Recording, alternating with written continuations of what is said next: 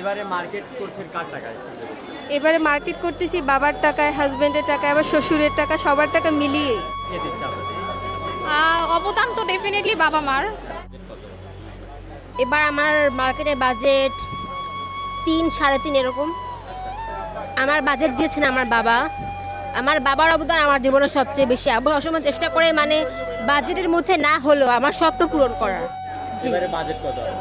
Budget 30-35। 30-35 হাজার।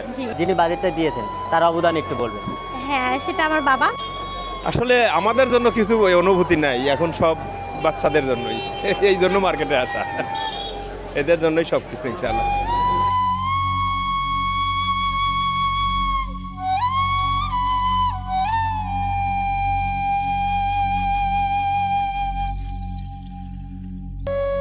প্রত্যেক বাবা মায়েরই উচিত যে সন্তানদেরকে খুশি রাখা।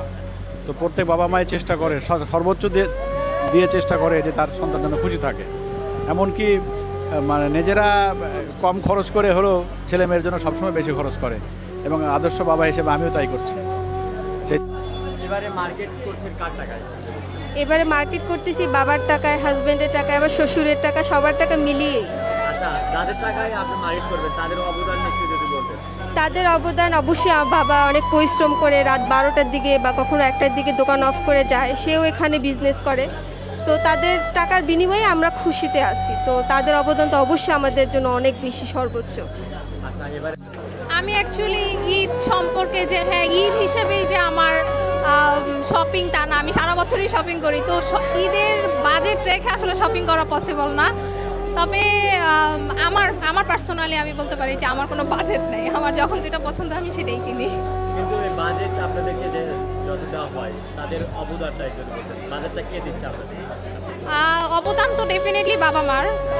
তো তো পরিশ্রম করে, কষ্ট করে। তো সব বাবারাই বা সব পুরুষ মানুষই কষ্ট করে উপার্জন করে, ঠিক আছে? তো তারা পরিবারের মুখে হাসি ফোটানোর জন্য প্রতি বছর ঈদে তারা হচ্ছে এই যে ঈদের যে একটা বাজেট তারা দিয়ে দেয়, এটা তো এই তো তারা তো ডেফিনেটলি তাদের পারিশ্রমিকটা কষ্ট করেই উপার্জন করে, রাইট?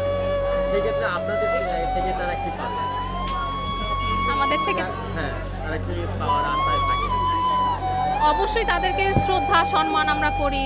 তো বাবা মা তো সবসময় সম্মান এবং শ্রদ্ধার জায়গাটা থাকে, তাই না? আর বাবা মা তো সন্তানের কাছে কী চায়? সন্তানের কাছে তো আর বাবা মা টাকা বা তাদের ইনকামের টাকা খেতে বসে খেতে চায় না, রাইট? তারা তো একটু সম্মান, শ্রদ্ধা বা তাদেরকে একটু ভালোবাসা, এটাই তো তারা চায় সন্তানের কাছ থেকে, বাবা মা।